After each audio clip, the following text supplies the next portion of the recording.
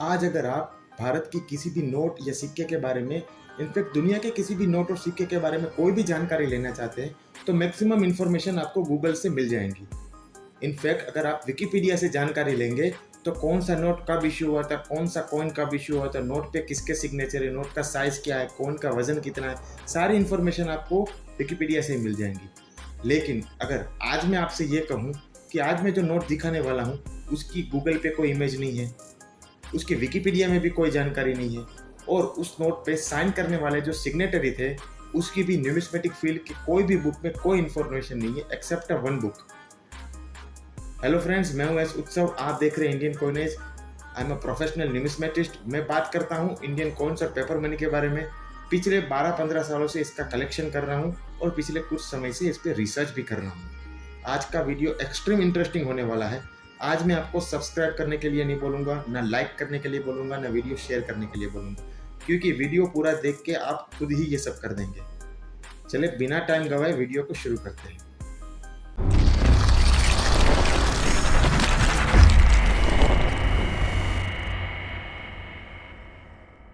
Friends, अगर आप Google पे सर्च करेंगे कि सबसे पहला भारत का कौन सा नोट प्रिंट हुआ था, या किसी भी न्यूमिस्मेटिक फील्ड के कोई भी बुक एक ले लीजिए, उसमें आप इंफॉर्मेशन लेने की कोशिश करेंगे तो आपको एक ही नोट मिलेगा। वो था 1949 में के मेनन फाइनेंस सेक्रेटरी के सिग्नेचर में जारी किया हुआ 1 रुपया। लेकिन ये 1 रुपया इश्यू हुआ था, उसके पहले एक नोट ऑलरेडी प्रिंट हो चुका था जिसकी कोई इन्फॉर्मेशन नहीं है किसी भी बुक में। उस नोट के बारे में आपको मैं पूरी जानकारी देने वाला हूँ। स्क्रीन पे आप जो नोट देख रहे हैं वो 1947 या 1948 में जारी किया हुआ 1 रुपया है, जो प्रपोज्ड 1 रुपी था, वो कभी इश्यू नहीं हुआ था। स्क्रीन पे जो नोट देख रहे हैं वो एक स्पेसिमेन नोट है। ये नोट बाकी सारी नोट से अलग थी क्योंकि ये सबसे पहले प्रिंट की हुई नोट थी। इस नोट के राइट फ्रंट ऊपर में आप देखेंगे तो आपको गांधी जी का पोर्ट्रेट मिलेगा। नीचे देखेंगे तो वी नरहरि राव, जो फाइनेंस सेक्रेटरी थे उस समय के, उसकी सिग्नेचर मिलेंगी। हालांकि मैं ये आपको बता दूं कि विकिपीडिया या गूगल पे V Narahari Rao finance secretary थे या नहीं इसके बारे में कोई इन्फॉर्मेशन नहीं है। हालांकि V Narahari Rao civil services में थे और वो 1948 से 1954 तक कंट्रोलर एंड ऑडिटर जनरल थे, इसकी इन्फॉर्मेशन गूगल पे है। लेकिन वो फाइनेंस सेक्रेटरी थे या नहीं उसकी कोई इन्फॉर्मेशन नहीं है। चलिए इस नोट के बारे में और भी जानकारी देता हूँ। इस नोट का आप सीरियल नंबर देखेंगे तो 0 है। लेफ्ट साइड पे आप देखेंगे वाटरमार्क पे स्पेसिमेन लिखा हुआ है। इसका मतलब ये है कि this is the proposed note, ये फाइनल नोट नहीं है, इसको सीधा जारी नहीं किया गया था। स्पेसिमेन नोट एक ऐसा नोट होता है जिसको बाकी सारे जो भी चलन के नोट होते हैं उसको छापने से पहले एक नोट प्रिंट किया जाता है और वो नोट ऑफिशियल डिग्निटरीज जो होते हैं उसको दिया जाता है प्रूफ रीडिंग के लिए, चेकिंग के लिए। इस नोट में एक गलती थी, उसको चेंज करने के लिए गवर्नमेंट ने इस नोट को रिजेक्ट कर दिया, यानी कि इस नोट को छापने के लिए स्टॉप कर दिया। आज तक ये एक नोट है और एक ही जगह पे ये एक ही नोट अवेलेबल है, वो भी सिर्फ डिस्प्ले के लिए। किसी भी न्यूमिस्मेटिक कलेक्टर, न्यूमिस्मेटिक डीलर या इंडिया में किसी भी या दुनिया में किसी के भी पास ये एक भी नोट नहीं है। चलिए नोट के बारे में और जानकारी लेते हैं। इस नोट का आप रिवर्स देखेंगे तो उसमें आपको लैंग्वेज पैनल मिलेंगी। लैंग्वेज पैनल में अलग अलग भाषा में 1 रुपया लिखा हुआ है। तो उसमें आप लास्ट लैंग्वेज पैनल, इस लैंग्वेज पैनल का लास्ट पार्ट देखिए, उसमें लिखा है उड़िया में 1 को टाका, इसका मतलब होता है 1 रुपया। लेकिन ये जो 1 को टाका लिखा हुआ है वो गलत लिखा हुआ है, वो सही लिखा हुआ नहीं है।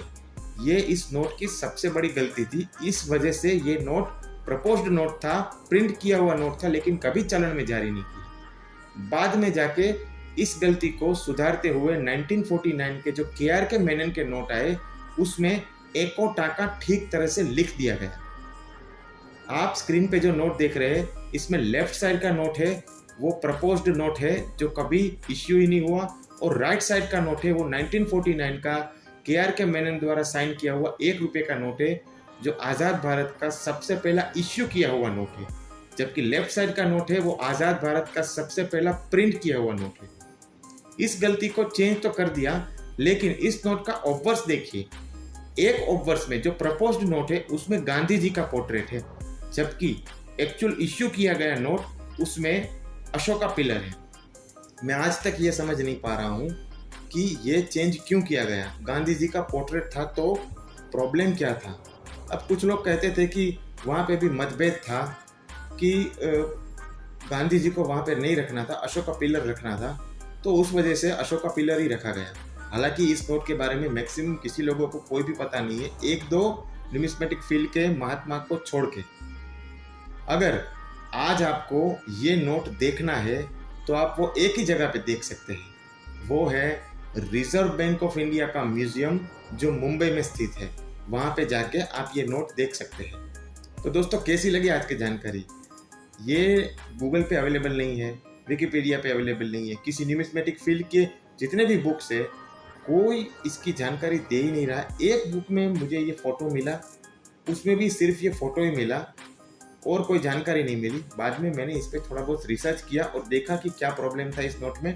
तो एक जो गलती मिला वो स्पेसिमेन नोट था, ऑब्वियसली है उसमें गलती होगी, तो नेक्स्ट उसको सुधार के रख देंगे।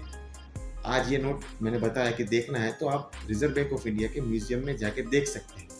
साथ में मैं बताऊं कि अगले महीने बॉम्बे में एग्जीबिशन होने वाला है, तकरीबन 23, 24, 25 को सितंबर में। डेट शायद डिफर हो सकता है, लेकिन मुझे जहाँ तक मालूम है 23, 24, 25 सितंबर को बॉम्बे एग्जीबिशन होने वाला है। मैं ज़रूर जाऊँगा बॉम्बे एग्जीबिशन हो सका तो, और वहाँ अगर जाऊँगा तो ये रिजर्व बैंक ऑफ इंडिया के म्यूजियम में भी जाऊँगा और आपको वहाँ से ये नोट भी दिखाऊँगा। आज के वीडियो में इतना ही। अगर अब लगता है कि मैंने बहुत सटीक जानकारी दी है, रिसर्च बेस्ड इंफॉर्मेशन दी है, तो मेरे चैनल को सब्सक्राइब कर लीजिए, वीडियो को लाइक कर लीजिए और वीडियो को शेयर करना मत भूलिएगा। आज के वीडियो में इतना ही, मिलते हैं ऐसे ही अद्भुत वीडियो में जो आगे आने वाला है। आज के लिए इतना ही। जय हिंद।